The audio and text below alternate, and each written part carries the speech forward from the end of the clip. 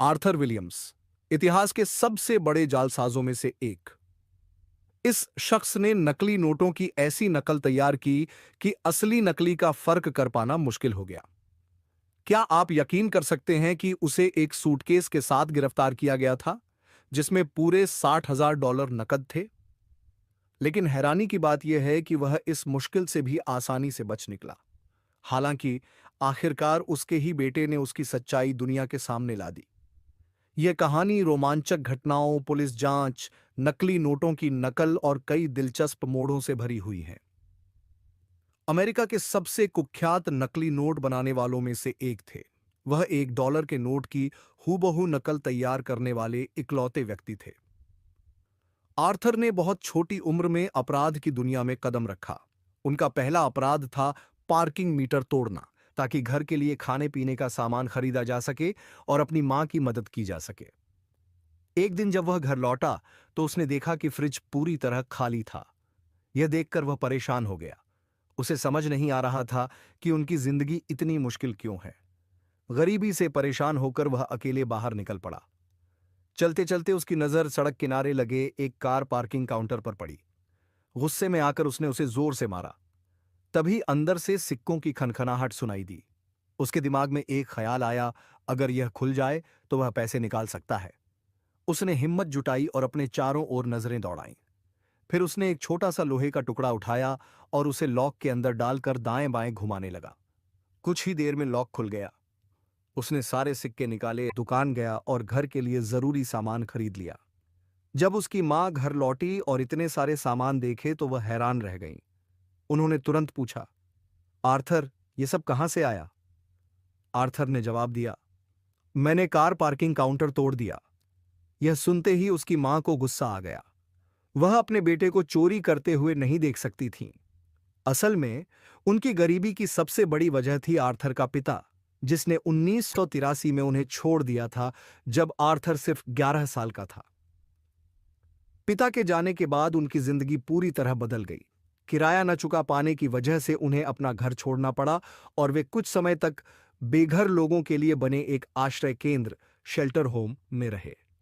उनका सिर्फ एक ही मकसद था, जिंदा रहना। समय बीतने के साथ उन्हें सरकारी सहायता से बने एक सरकारी हाउसिंग प्रोजेक्ट में रहने के लिए जगह मिल गई। लेकिन यह इलाका अपराध और गैंग कल्चर से भरा हुआ था। आर्थर ने वहां कई बुरे दोस्त बना लिए और धीरे धीरे वह छोटे मोटे अपराध करने लगा। कभी दुकानें लूटना, कभी पार्किंग काउंटर तोड़ना।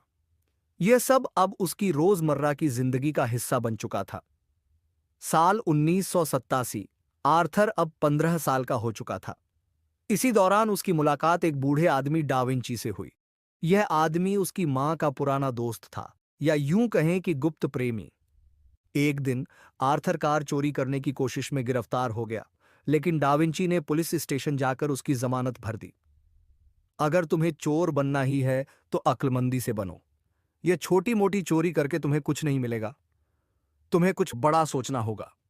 आर्थर ने चौंक कर पूछा, मतलब क्या है? डा विंची ने मुस्कुराते हुए कहा, आओ तुम्हें कुछ दिखाता हूं। डा विंची आर्थर को एक पुरानी इमारत में ले गया। अंदर जाकर वे एक चरमराती हुई लिफ्ट में बैठे और बेसमेंट में पहुंचे। जैसे ही दरवाजा खुला, आर्थर हैरान रह गया। पूरी जगह एक वर्कशॉप जैसी थी। चारों तरफ मशीनें, कागज, स्याही और कई अजीबोगरीब चीजें पड़ी थीं। आर्थर ने चारों ओर आश्चर्य से देखा। सबसे पहले उसे स्याही की तेज गंध महसूस हुई। उसने डा विंची से पूछा, यह जगह क्या है? डा विंची मुस्कुराया और कहा, बस मेरे पीछे आओ। वे मशीनों और औजारों की ओर बढ़े और काम शुरू कर दिया। आर्थर ने कागज उठाया, स्याही और सांचे तैयार किए और मशीनों को चालू कर दिया। जैसे ही मशीन ने काम करना शुरू किया, आर्थर की आंखें फटी रह गईं। डा विंची नकली नोट छाप रहा था। वह पूरी तरह स्तब्ध रह गया। जिस पैसे के लिए दुनिया पागल है, वह उसकी आंखों के सामने बन रहा था। डा विंची रोज आर्थर को वर्कशॉप ले जाता और उसे सिखाता। प्रिंटिंग प्रोसेस, रंगों को मिलाने की कला, नकली नोट के लिए सांचे तैयार करना, हर नोट पर एक यूनिक सीरियल नंबर देना। आर्थर इस कला से बहुत प्रभावित हुआ। उसे नकली नोट छापने की प्रक्रिया बहुत बढ़िया और दिलचस्प लगी। धीरे धीरे डा विंची आर्थर के लिए एक पिता समान बन गया। वह उसे बहुत पसंद करने लगा और उसकी इज्जत भी करने लगा। लेकिन सबसे ज्यादा खुशी उसे उन पैसों से हुई जो उसे मिलते थे। जितना ज्यादा वह नोट छापता, उतना ज्यादा पैसा डाविंची उसे देता। अब यह उसके लिए एक काम बन चुका था। लगभग 1 साल तक सब कुछ ठीक चलता रहा, लेकिन फिर डाविंची अचानक गायब हो गया। वह अब आर्थर के घर नहीं आता था। जब भी आर्थर वर्कशॉप जाता, वह बंद मिलती। डाविंची ऐसे गायब हुआ जैसे वह कभी था ही नहीं। इस वक्त आर्थर को दूसरी बार अकेले छोड़ दिए जाने का एहसास हुआ। पहली बार उसके असली पिता ने और दूसरी बार डाविंची ने। यह एहसास उसके लिए बेहद दर्दनाक था। आर्थर ने इस दर्द से उबरने के लिए दोबारा अपने पुराने दोस्तों और गैंग में शामिल होने का फैसला किया। लेकिन यह सबसे बड़ी गलती थी। इस दौरान उसकी एक लड़की से नजदीकियां बढ़ीं और नतीजा यह हुआ कि सिर्फ 17 साल की उम्र में वह पिता बन गया। उसने अपने बेटे का नाम रखा आर्थर थर्ड। अब आर्थर ने तय किया कि वह अपने बेटे की देखभाल करेगा और उसे कभी अकेला नहीं छोड़ेगा, जैसा उसके पिता ने किया था। लेकिन इसके लिए उसे ज्यादा पैसे कमाने की जरूरत थी। आर्थर और उसके दोस्तों ने पैसे कमाने के लिए एक नई चाल सोची। इस बार उनका निशाना ड्रग डीलर थे। उन्होंने पुलिस की वर्दियां पहनी और एक पुलिस जैसी कार में घूमने लगे। क्योंकि वे उसी इलाके में पले बढ़े थे, वे अच्छी तरह जानते थे कि कौन ड्रग्स बेचता है और किसके पास पैसा होता है। वे डीलरों के पास जाते, उन्हें पकड़ते और उनके पैसे व ड्रग्स जब्त कर लेते, यह दिखाने के लिए कि वे असली पुलिस हैं। वैसे भी उन दिनों असली पुलिस भी काफी भ्रष्ट थी। पुलिस वाले जब्त किए गए ड्रग्स और पैसे खुद रख लेते थे, तो आर्थर और उसके दोस्तों के लिए यह सामान्य लग रहा था। यह चाल कुछ समय तक सफलतापूर्वक चलती रही, लेकिन फिर एक दिन सब कुछ बदल गया। जब वे एक ड्रग डीलर को लूटने पहुंचे, तब डीलर के गैंग के लोग पास ही थे। जैसे ही उन्होंने पैसे और ड्रग्स मांगे, डीलर ने अपने दोस्तों को आवाज दी। अचानक गैंग के लोग हथियार निकालकर गोलीबारी करने लगे। गोलियां चलने लगीं और आर्थर और उसके दोस्त इधर उधर भागने लगे। आर्थर भागते हुए गोलियों की आवाज सुन रहा था। तभी एक गोली उसकी टांग में लगी। वह जमीन पर गिर पड़ा, खून बहने लगा और धीरे धीरे वह बेहोश होने लगा।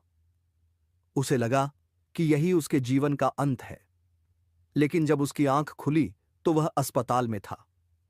गैंग ने उसे खून से लथपथ वहीं छोड़ दिया था, जब तक कि एम्बुलेंस उसे उठाने नहीं आ गई।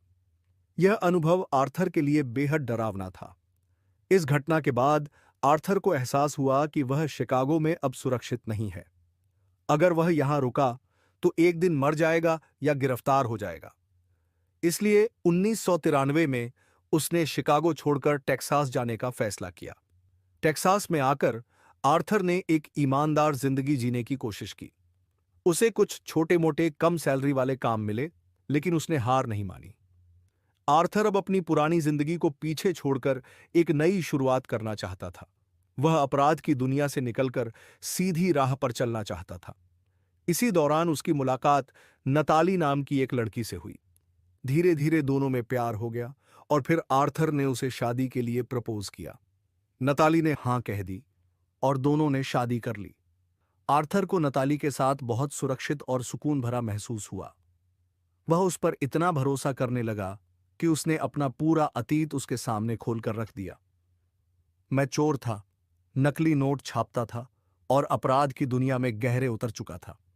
उसने सोचा था कि नताली डर जाएगी और शायद कहेगी, नहीं, मैं तुम्हारे साथ नहीं रह सकती, तुम अपराधी हो। लेकिन हुआ इसके बिल्कुल उलट। नताली ने कहा, तुम्हारी कहानी ने मुझे बहुत प्रभावित किया। तुम ही वो इंसान हो जिसका मैं इंतजार कर रही थी। इसके बाद नताली ने उसे फिर से नकली नोट छापने के लिए उकसाना शुरू कर दिया। अगर तुम्हारे पास इतनी गजब की स्किल है, तो इसे दोबारा क्यों नहीं आजमाते? लेकिन इस बार हम किसी और के लिए नहीं, खुद के लिए काम करेंगे। हम अमीर बनेंगे और अच्छी जिंदगी जिएंगे। धीरे धीरे आर्थर को नताली की बातों में दम लगने लगा। अब वह फिर से नकली नोट छापने के लिए पूरी तरह तैयार हो चुका था। इस बार वह सोच समझकर और बहुत प्लानिंग के साथ आगे बढ़ा। सबसे पहले उसने प्रिंटिंग मशीनें खरीदी। फिर वह डाविंची से सीखी हुई हर तकनीक को याद करने लगा। उसने कुछ टेस्ट नोट छापे और उनकी क्वालिटी सुधारने पर मेहनत करने लगा। आर्थर के लिए क्वालिटी सबसे ज्यादा मायने रखती थी। धीरे धीरे उसने नकली नोटों की छोटी छोटी गड्डियां बनानी शुरू की। लेकिन असली चुनौती सिर्फ नोट छापना नहीं था, बल्कि उन्हें बिना किसी शक के बाजार में चलाना था। अगर नोट असली और नकली में पहचान करना मुश्किल भी हो, तो भी उन्हें इस्तेमाल करना हमेशा जोखिम भरा होता है। डाविंची ने उसे यही सिखाया था, पहले परखो, फिर धीरे धीरे आगे बढ़ो। सब कुछ आसान लग रहा था, लेकिन 1996 में एक बड़ा झटका लगा। उस साल अमेरिकी सरकार ने नए $100 के नोट लॉन्च किए, जिनमें कई एडवांस सिक्योरिटी फीचर्स थे। ये नोट नकली बनाना अब और मुश्किल हो गया था। इन नए नोटों में शामिल थे वाटरमार्क, जो सिर्फ रोशनी में दिखाई देता है, कलर शिफ्टिंग इंक, जो अलग अलग एंगल से देखने पर रंग बदलता है, अल्ट्रा वायलेट सिक्योरिटी टेप, जो यूवी लाइट में ग्रे हो जाता है, फेडरल रिजर्व की सील और माइक्रो प्रिंटिंग, बहुत बारीक अक्षरों में छपी सीक्रेट जानकारी। यह अमेरिकी सरकार की तरफ से जालसाजों को रोकने की सबसे बड़ी कोशिश थी। आर्थर ने इसे एक चुनौती की तरह लिया। जहां कई नकली नोट छापने वाले हार मान चुके थे, वहीं आर्थर जोश से भर गया। उसने सोचा कि अब समय आ गया है कि मैं डाविंची की परछाई बनने के बजाय खुद इस गेम का बॉस बनूं। उसने तय किया कि अब वह पुराने तरीकों से नहीं, बल्कि नई टेक्नोलॉजी से काम करेगा। इस दौरान कंप्यूटर और डिजाइन सॉफ्टवेयर का इस्तेमाल बढ़ रहा था, खास तौर पर फोटोशॉप, जो उस समय एक नई और उन्नत तकनीक मानी जाती थी। आर्थर शायद पहला ऐसा इंसान था जिसने डिजिटल टेक्नोलॉजी का इस्तेमाल करके नकली नोट बनाए। डिजाइन बनाने से पहले सबसे जरूरी चीज थी बिल्कुल असली जैसा पेपर, क्योंकि असली और नकली नोट की पहचान करने का सबसे आसान तरीका था स्पेशल पेन टेस्ट। कैशियर एक स्पेशल मार्कर से नोट पर लाइन खींचते थे। अगर लाइन पीली रहती तो नोट असली होता, अगर लाइन भूरे रंग की हो जाती तो वह नकली नोट होता। पेपर जो आम लोगों को नहीं मिलता था। असल में अमेरिकी नोट कागज से नहीं, बल्कि कॉटन, लिनन और केमिकल्स को मिलाकर बनाए जाते थे। यह पेपर बाजार में कहीं भी नहीं मिलता था। अब सवाल था, आर्थर को यह पेपर कहां से मिलेगा? आर्थर और नताली ने दुनिया भर से पेपर मंगाना शुरू किया। वे अलग अलग देशों से तमाम तरह के पेपर मंगवाकर टेस्ट करते रहे, लेकिन हर बार वे फेल हो जाते। आर्थर की जिंदगी में एक ऐसा दौर आया जब वह हताश और निराश महसूस करने लगा। वह सही कागज नहीं ढूंढ पा रहा था जिससे असली डॉलर जैसी नकली करेंसी बनाई जा सके। उसकी पत्नी नटाली इस हार को स्वीकार करने को तैयार नहीं थी। एक दिन गुस्से में नटाली ने टेबल पर रखा फोन बुक उठाया, मानो उसे आर्थर पर फेंकने वाली हो, लेकिन फिर उसने उसे जोर से टेबल पर रख दिया। जब वह आर्थर से बहस कर रही थी, तो उसने गुस्से में फोन बुक पर एक लाइन खींच दी। और यह क्या? वह लाइन पीली थी। दोनों ने एक दूसरे की ओर हैरानी से देखा, फिर खुशी से जोर जोर से चिल्लाने लगे। नटाली ने तुरंत उस कंपनी का पता लगाया जिसने वह फोन बुक छापा था। उसने खुद को एक शिक्षिका बताया और कहा कि उसे अपने छात्रों के लिए उसी तरह के कागज की जरूरत है। कंपनी को इस बात की भनक भी नहीं थी कि वह इस कागज का इस्तेमाल नकली नोट बनाने के लिए करने वाली थी, इसलिए उन्होंने उसे जितना चाहो उतना कागज लेने की अनुमति दे दी। जब आर्थर को यह कागज मिला, तो वह इसकी गुणवत्ता देखकर दंग रह गया। उसने जब दो कागजों को एक दूसरे पर रखा, तो वे असली डॉलर के कागज से काफी मेल खाते थे। तब उसने नटाली से कहा कि अगर वे इन दो कागजों के बीच वाटरमार्क और सिक्योरिटी टेप डाल दें, तो वे बिल्कुल असली नोट बना सकते हैं। अब एक बड़ी चुनौती बची थी, रंग बदलने वाली स्याही। एक दिन आर्थर सड़क पर टहल रहा था, तभी उसने देखा कि एक कार का रंग बैंगनी और हरे के बीच बदल रहा था, ठीक उसी तरह जैसे असली $100 के नोट में होता है। उसने तुरंत उस कंपनी का पता लगाया जो इस कार पेंट को बनाती थी। बहुत जांच पड़ताल के बाद उसे एक चौंकाने वाली सच्चाई पता चली। यही वही कंपनी थी जो अमेरिकी सरकार के लिए असली करेंसी की स्याही तैयार करती थी। अब उनके पास सब कुछ तैयार था, कागज, स्याही, डिजाइन, बस अब उन्हें प्रिंटिंग करनी थी। आर्थर जानता था कि असली नोटों की खास हरी क्रीम रंगत आम प्रिंटर से नहीं बन सकती। इसके लिए खास दबाव प्रेसिंग मशीन की जरूरत होती है। उन्होंने यह प्रक्रिया अपनाई।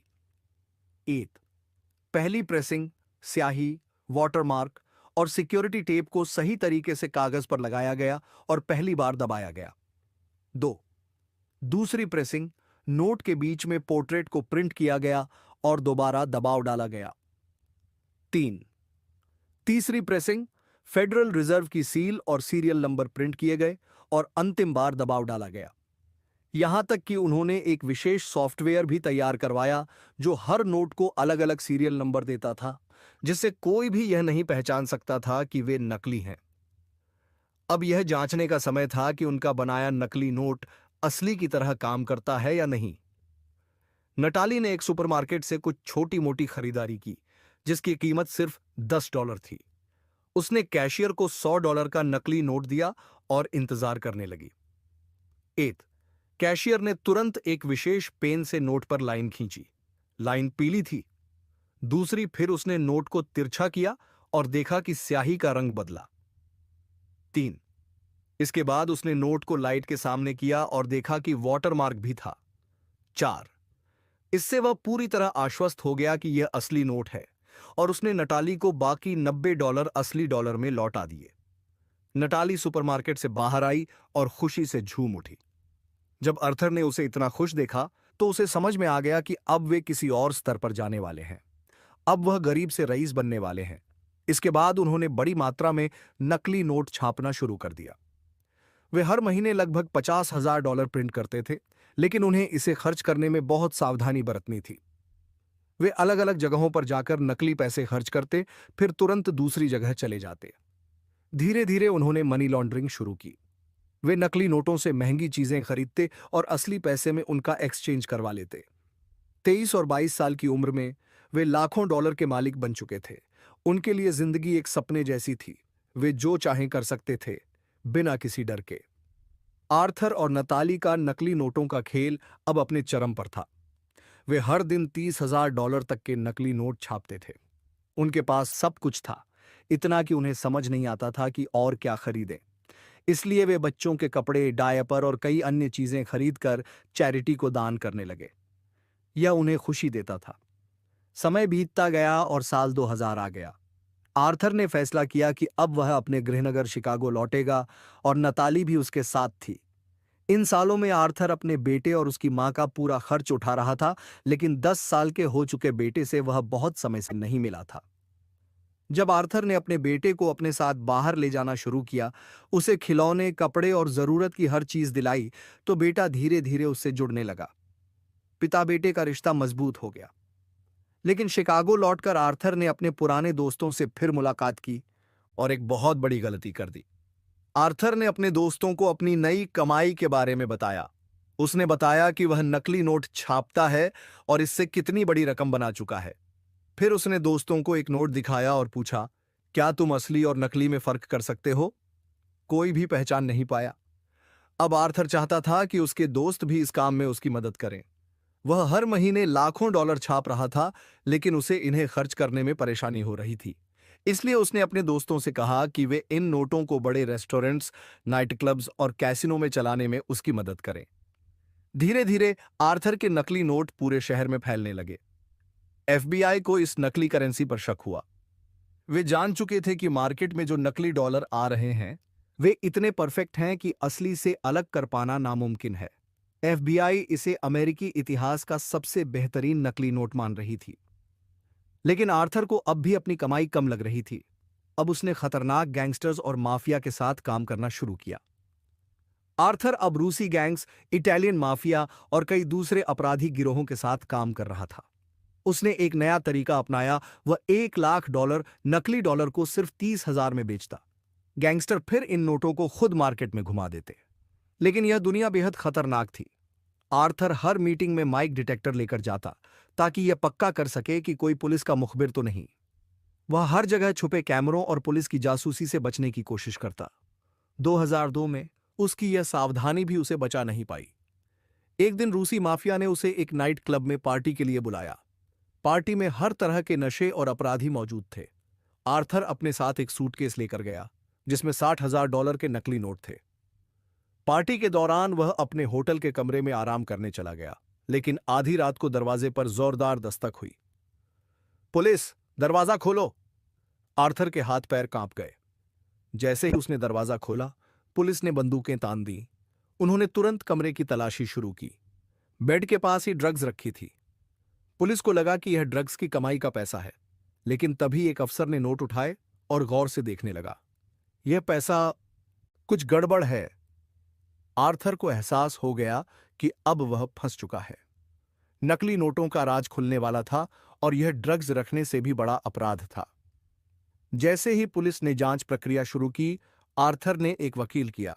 वकील ने उसे पुलिस रिपोर्ट दिखाई जिसमें लिखा था कि जब आर्थर को गिरफ्तार किया गया तब उसके कमरे का दरवाजा खुला था और पुलिस ने बेडसाइड टेबल पर ड्रग्स देखी थी, जिसके कारण उन्होंने कमरे में घुसकर तलाशी ली। यह सुनते ही आर्थर ने वकील से कहा, यह असंभव है। गलियारा लंबा था और कोई भी दरवाजे पर खड़ा होकर बेडसाइड टेबल नहीं देख सकता था। वकील ने कोर्ट में अपील की कि पुलिस ने बिना किसी ठोस वजह के कमरे की तलाशी ली, जो गलत था। जज ने मामले की जांच की और जब यह साबित हुआ कि तलाशी नियमों के खिलाफ थी तो उन्होंने केस खारिज कर दिया। इस घटना के बाद आर्थर के अंदर डर और भी बढ़ गया। वह जानता था कि एफबीआई अब उस पर नजर रखेगी, क्योंकि उन्हें यह पता चल चुका था कि वह नकली नोटों के साथ पकड़ा गया था। इसलिए आर्थर ने तय किया कि वह अब नकली नोट छापने और अपनी सभी गैरकानूनी कामों को पूरी तरह से बंद कर देगा। उसने गैंग्स के साथ अपने सभी संबंध भी खत्म कर लिए, लेकिन फिर भी वह हर वक्त घबराया रहता था और अपनी जिंदगी में किसी नए कारोबार की तलाश कर रहा था। इसी बीच उसने अपने पिता को ढूंढने का फैसला किया, जिसने उसे और उसकी मां को तब छोड़ दिया था जब वह सिर्फ 11 साल का था। लंबी खोज के बाद उसे अलास्का में एक व्यक्ति मिला जिसका नाम उसके पिता से मेल खाता था। आर्थर ने उस व्यक्ति को एक चिट्ठी लिखी और कुछ दिनों बाद उसके पिता का फोन आया। दोनों ने लगभग 1 घंटे तक बातें की और मिलने का फैसला किया। आर्थर तुरंत फ्लाइट लेकर अलास्का पहुंचा। जब उसने पहली बार अपने पिता को देखा तो उसके अंदर मिलीजुली भावनाएं उठीं। एक तरफ वह अपने पिता को देखकर खुश था, लेकिन दूसरी तरफ उसे इस बात की तकलीफ थी कि उसके पिता ने बचपन में उसे और उसकी मां को अकेला छोड़ दिया था। आने वाले दिनों में आर्थर और उसके पिता ने काफी समय साथ बिताया और हर तरह की बातचीत की। उसके पिता ने उससे माफी मांगी और बताया कि जब उसने परिवार छोड़ा था तब वह एक मानसिक समस्या से गुजर रहा था। आर्थर को अपने पिता के प्रति दया आ गई और वह उसके करीब आने लगा, यहां तक कि उसने अपने पिता को अपने नकली नोटों के काम के बारे में भी बता दिया। उसके पिता ने दिलचस्पी दिखाई और ध्यान से सब सुना, लेकिन अगली ही सुबह उसके पिता ने आर्थर से कहा कि वह आर्थिक रूप से बहुत बुरे दौर से गुजर रहा है और उसकी नौकरी भी ठीक नहीं चल रही है। इसलिए उसने आर्थर से कहा कि वह उसके लिए कुछ नकली पैसे छाप दे। आर्थर यह सुनकर चौंक गया। उसने कहा, मैं तुम्हें पहले ही बता चुका हूं कि मैं गिरफ्तार होते होते बचा और अब तुम मुझसे फिर से वही करने के लिए कह रहे हो। उसके पिता ने उसे मनाने की कोशिश की। तुम्हारे पास एक हुनर है, इसे हमारे भले के लिए इस्तेमाल करना चाहिए। अगर तुम्हें पुलिस से डर लग रहा है तो चिंता मत करो। अलास्का में कोई तुम्हें नहीं जानता। यहां तुम्हारे लिए कोई खतरा नहीं है और मैं तुम्हारी मदद करने के लिए तैयार हूं। पहले तो आर्थर डर रहा था, लेकिन वह अपने पिता की आंखों में गर्व देखना चाहता था। इसलिए उसने दोबारा नकली नोट छापने का फैसला किया। शिकागो में उसके पास कुछ कागज और प्रिंटिंग मशीनें एक गोदाम में छिपी हुई थीं। उसने अपने दोस्तों को उन्हें अलास्का भेजने के लिए कहा। कुछ ही दिनों में सामान आ गया और आर्थर और उसके पिता ने मिलकर नकली नोट छापने के लिए वर्कशॉप तैयार कर ली। इस काम ने पिता और बेटे को और करीब ला दिया। आर्थर खुश था कि वह अपने पिता को अपना हुनर दिखा सकता था और इस स्तर तक पहुंचने पर गर्व महसूस कर रहा था। लेकिन इस बार नतीजे पहले जितने बेहतरीन नहीं थे। नोटों की गुणवत्ता थोड़ी कम थी। आर्थर ने अपने पिता को समझाया कि इस बारे में किसी को नहीं बताना है और पहले इन नोटों की टेस्टिंग करनी होगी, जैसे उसने पहले नेटली के साथ की थी। उसके पिता ने सहमति जताई, लेकिन उसने इसके ठीक उलट किया। सबसे पहले उसने अपनी पत्नी एनीस को यह बात बता दी। फिर उसने उसे $3000 नकली नोट दिए और कहा कि वह उन्हें बाजार में चला दे। एनीस ने कुछ नोट अपने कुछ पड़ोसियों को दे दिए ताकि वे उन्हें खर्च कर सकें और असली पैसे में बदल सकें। लेकिन यह पड़ोसी बेवकूफ निकले। जब उन्होंने नकली नोट देखे और पाया कि वे असली पैसों जैसे लग रहे हैं, तो उन्होंने उन्हें बदलने के बजाय सीधा इस्तेमाल करना शुरू कर दिया। उन्हें लगा कि कोई यह जान ही नहीं पाएगा कि ये असली हैं या नकली। आर्थर के पिता, उसकी पत्नी और उसके पड़ोसी सभी इस खेल में शामिल थे। हालांकि आर्थर को इसकी पूरी सच्चाई का अंदाजा नहीं था, लेकिन वह महसूस कर रहा था कि उसके पिता का व्यवहार अजीब हो गया है। जब भी वह अपने पिता से पैसों के बारे में पूछता, तो वे बात टाल देते और किसी और विषय पर चर्चा करने लगते। जब आर्थर को लगा कि हालात ठीक नहीं चल रहे हैं, तो उसने नोट छापने का काम बंद करने और अलास्का छोड़ने का फैसला किया। आर्थर ने अपने पिता से बात की और कहा कि वह अब यह काम नहीं करना चाहता और वह जा रहा है। उसके पिता ने उसे रोकने की कोशिश नहीं की, क्योंकि वे खुद अब इस पूरे धंधे को अच्छे से समझ चुके थे और इसे अकेले ही आगे बढ़ाना चाहते थे। आर्थर अलास्का छोड़कर चला गया और यह उसके लिए अच्छा साबित हुआ, क्योंकि जिन लोगों को अनिस, उसकी सौतेली मां, ने क्यों नकली पैसे दिए थे, वे उसे बिना किसी शक के खर्च कर रहे थे। एक दिन वे एक दुकान में गए और वहां नकली पैसे से सामान खरीदा। जब कैशियर ने नोट देखा, तो उसे शक हुआ और उसने तुरंत पुलिस को बुला लिया। दोनों को गिरफ्तार कर लिया गया और पुलिस ने उन्हें मुखबिर बना लिया, ताकि वे असली नकली नोट छापने वाले तक पहुंच सकें। धीरे धीरे पुलिस को सबूत मिलने लगे और अंततः उन्होंने आर्थर के पिता और उनकी पत्नी अनिस को गिरफ्तार कर लिया। पुलिस के पास एक रिकॉर्डेड कॉल भी थी, जिसमें पड़ोसी खुद इस जालसाजी की बात कबूल कर रहे थे।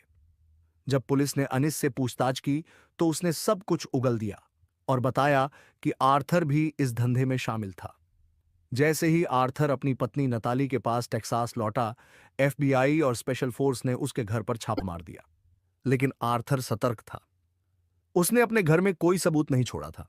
उसने नकली नोटों को प्लास्टिक के डिब्बों में भरकर जंगल में छिपा दिया था। फिर भी उसकी सौतेली मां के गवाही देने के कारण उसे गिरफ्तार कर लिया गया। आर्थर के पिता को 5 साल की सजा हुई, जबकि आर्थर को 3 साल की। यह अजीब था कि असली मास्टरमाइंड होते हुए भी उसे कम सजा मिली, क्योंकि उसके पिता को इस धंधे के बीच में पकड़ा गया था। पड़ोसियों को छोड़ दिया गया, क्योंकि उन्होंने पुलिस के साथ सहयोग किया था। आर्थर ने 2 साल 6 महीने जेल में बिताए। यह उसकी जिंदगी का सबसे कठिन दौर था, क्योंकि वह अपने बेटे और पत्नी से दूर था। इस कठिन समय में उसने अपने जीवन पर गहराई से सोचा और फैसला किया कि अब वह अपराध की दुनिया को हमेशा के लिए छोड़ देगा। वह केवल अपनी रिहाई के दिन का इंतजार कर रहा था, ताकि एक नई जिंदगी शुरू कर सके। जिस दिन आर्थर जेल से रिहा हुआ, उसी दिन एक चौंकाने वाली खबर उसे मिली। उसके पिता की जेल में मौत हो चुकी थी। यह उसके लिए एक बड़ा झटका था। भले ही उसके पिता ने उसे बचपन में छोड़ दिया था और उसकी मां को अकेले उसकी परवरिश करनी पड़ी थी, फिर भी आर्थर अपने पिता से बेइंतहा प्यार करता था। इस खबर ने उसे अंदर से तोड़ दिया। अब उसके जीवन में केवल एक ही व्यक्ति बचा था, उसका बेटा आर्थर थर्ड। 2004 में आर्थर अपने बेटे के करीब रहने के लिए शिकागो वापस चला गया। उस समय उसका बेटा 15 साल का था। उसने कई छोटे मोटे काम किए, कभी वेटर बना, कभी बाथरूम क्लीनर। ये सभी काम अस्थायी थे और कम तनख्वाह वाले थे। लेकिन आर्थर ने हार नहीं मानी, क्योंकि अब वह अपने बेटे और उसकी मां का खर्च उठा रहा था। भले ही जंगल में उसने नकली नोट छिपा रखे थे, लेकिन उसने कभी उन्हें इस्तेमाल करने की नहीं सोची। वह अपनी जिंदगी को फिर से खराब नहीं करना चाहता था, जब तक कि उसका बेटा किसी मुसीबत में ना आ जाए। उसने अपने बेटे से रिश्ता सुधारने की पूरी कोशिश की और आखिरकार उसमें सफल रहा। दोनों के बीच पहले से बेहतर संबंध बन गए। 2005 में प्रसिद्ध पत्रिका रोलिंग स्टोन ने आर्थर पर एक लेख प्रकाशित किया। इस लेख में उसे दुनिया का सबसे बड़ा नकली नोट बनाने वाला कहा गया और यह बताया गया कि उसने $10 मिलियन से भी ज्यादा की जालसाजी की थी। आर्थर की कहानी अपराध की दुनिया से निकलकर एक नई जिंदगी की ओर बढ़ने की थी। यह दिखाता है कि कोई भी इंसान बदल सकता है, बशर्ते वह अपने फैसलों पर खड़ा रहे। आर्थर का बेटा रोलिंग स्टोन पत्रिका में प्रकाशित लेख पढ़ रहा था, लेकिन उसे इस पर पूरी तरह यकीन नहीं हो रहा था। उसने अपने पिता से पूछा और आर्थर ने जवाब दिया, हाँ, मैंने यह किया था। इतने सालों में मैंने वाकई इतने नकली नोट छापे होंगे जितने मैंने अपनी जिंदगी में कभी देखे भी नहीं होते। लेख में लिखी गई बातों का बेटे पर इतना असर हुआ कि उसने खुद इसे आजमाने की ठान ली। लेकिन चूंकि बुद्धिमत्ता विरासत में नहीं मिलती, इसलिए उसने बिना सोचे समझे अपने कमरे में स्कैनर और प्रिंटर की मदद से नकली नोट छापना शुरू कर दिया। जब आर्थर की पूर्व पत्नी, बेटे की मां, ने यह देखा, तो वह घबरा गई और तुरंत आर्थर को फोन कर बताया कि उनका बेटा अपने कमरे में नकली पैसे छाप रहा है। यह सुनकर आर्थर को बहुत अफसोस और शर्मिंदगी महसूस हुई। वह पहले ही अपराध की दुनिया से बाहर निकल चुका था, लेकिन यह लेख उसे एक जीनियस क्रिमिनल के रूप में पेश कर रहा था। उसे अंदाजा भी नहीं था कि उसके दिए गए जवाब से उसका बेटा भी उसी गलत रास्ते पर जाने का सोचने लगेगा। आर्थर तुरंत घर पहुंचा और सीधे बेटे के कमरे में गया। वहां उसने देखा कि उसका बेटा अपने प्रिंटर से $20 के नकली नोट छाप रहा था। उस वक्त उसका बेटा कठिन दौर से गुजर रहा था। वह कुछ नशे वाली चीजों का सेवन कर रहा था और मानसिक रूप से भी परेशान था। अचानक आर्थर ने उसे ऐसा करते हुए देख लिया और गुस्से से चिल्लाने लगा। तुम्हें इसकी जरूरत नहीं है, मैं तुम्हारा खर्च उठा रहा हूं। बेटे ने जवाब दिया, मैं जो चाहूं कर सकता हूं। आर्थर और उसके बेटे के बीच बहस काफी बढ़ गई थी, लेकिन आर्थर समझ गया कि गुस्से से कोई हल नहीं निकलेगा। उसने गहरी सांस ली और अपने बेटे की ओर देखा। मैं नहीं चाहता कि तुम मेरी गलतियों को दोहराओ। मैंने जो किया उसकी कीमत चुकाई है और मैं नहीं चाहता कि तुम भी उस रास्ते पर जाओ। आर्थर और उसके बेटे के बीच बहस तेज हो गई। गुस्से में उसका बेटा नकली नोट उठाकर घर से बाहर भाग गया। आर्थर उसके पीछे पीछे दौड़ा। दोनों सड़क पर लोगों के सामने झगड़ रहे थे। गुस्से में बेटे ने नकली पैसे आर्थर की ओर फेंक दिए। दुर्भाग्य से ठीक उसी समय एक पुलिस की गाड़ी वहां से गुजर रही थी। पुलिस ने दोनों को रोका और मामले की जांच करने लगी।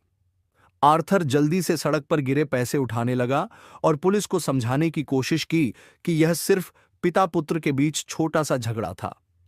लेकिन पुलिस अधिकारी ने आर्थर का नाम पूछा, उसकी पहचान जांची और तुरंत बैकअप बुला लिया। कुछ ही मिनटों में एफबीआई और पुलिस ने पूरे इलाके को घेर लिया। आर्थर को हथकड़ी पहनाकर गिरफ्तार कर लिया गया।